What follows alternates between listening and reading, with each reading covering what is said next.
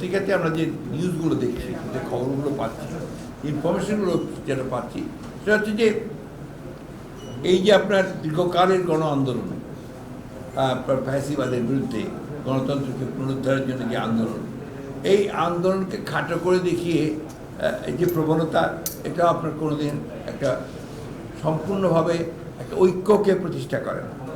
এই মুহূর্তে আমাদের সবচেয়ে বেশি প্রয়োজন কি, যে আমরা ফ্যাসিবাদকে সরিয়েছি, হাসিনাকে সরিয়েছি, কিন্তু একটা ইন্টারিম গভর্নমেন্ট আছে, যে ইন্টারিম গভর্নমেন্ট আমাদেরকে অতি দ্রুত আমাদের সকলের মতামত নিয়ে একটা সংস্কারের মধ্য দিয়ে তারা নির্বাচনে যাবে, যে নির্বাচনটা অবাধ নিরপেক্ষ হবে, জনগণের হাতে ক্ষমতা হস্তান্তর হবে, সেখানে প্রতিবন্ধকতার সৃষ্টি করছে।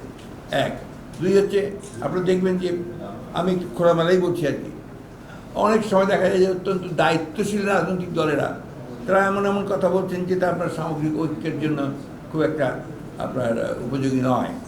এটা একটা সমস্যা। দ্বিতীয়ত সমস্যা হচ্ছে আপনারা দেখছেন যে আমরা জানি যে এই প্রশাসন এখন পর্যন্ত ফ্যাসিবাদ মুক্ত হতে পারেনি, এবং এটা ফ্যাসিবাদ মুক্ত হতে না পারার অন্যতম প্রধান কারণ হচ্ছে এত ডিপ রুটেড চলে গিয়েছিল আপনার এদের ফ্যাসিবাদ, ডিপ স্টেটে তৈরি হয়েছিল, যে সেখান থেকে আপনার এখন ফ্যাসিবাদ বিরোধী লোকজনকেও খুঁজে বের করা কঠিন হয়েছে, তাও তারা করছেন।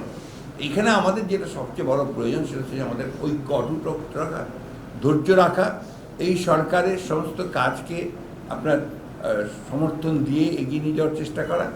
আরেকটা বিষয় যেটা আপনি দেখেছেন যে ইন্ডাস্ট্রিয়াল বেল্টগুলোতে যে অশান্তি সৃষ্টি করা হয়েছে, এর পছন্দ তো সুস্পষ্টভাবে ফ্যাসিবাদের দোষরদেরই আপনার ইঙ্গিত আছে, এটা পরিষ্কার হয়েছে, বোঝাও যাচ্ছে।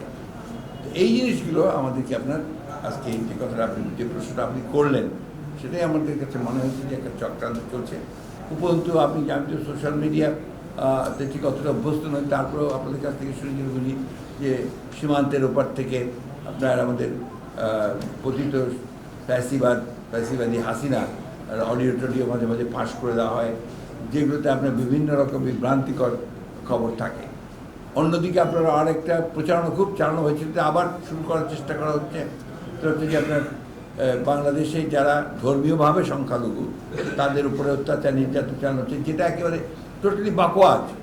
এটা আমরা শুধু নই, ভারত থেকে যে সমস্ত সাংবাদিকরা এসেছিল, অনেক এসেছিল, তারা পর্যন্ত এখানে এই সমস্ত তারা দেখে গেছে এবং তারা রিপোর্ট করেছে যে যেটা বলা হচ্ছে এটা সঠিক নয়। যেটা হয়েছে সেটা হচ্ছে রাজনৈতিক কিছু সমস্যা তৈরি হয়েছে, সেটা সবসময় হয়, হতেই পারে। সুতরাং চক্রান্তটা ওই জায়গায়, হ্যাঁ, এবং আমরা পছন্দ করি না।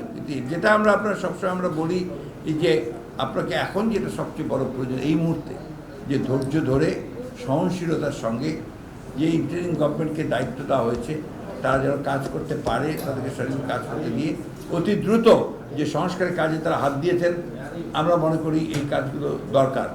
এই কাজগুলোকে খুব দ্রুত শেষ করে একটা নির্বাচনের দিকে যাওয়া, যে নির্বাচনটা একটা নিরপেক্ষ সরকারের অধীনে নির্বাচন হবে এবং আপনার একটা অবাধ সুষ্ঠু জনগণের ভোট দিয়ে প্রতিনিধি নির্বাচন করবে, তারপরেই আপনার বাকি কাজগুলো করা সম্ভব। ধন্যবাদ।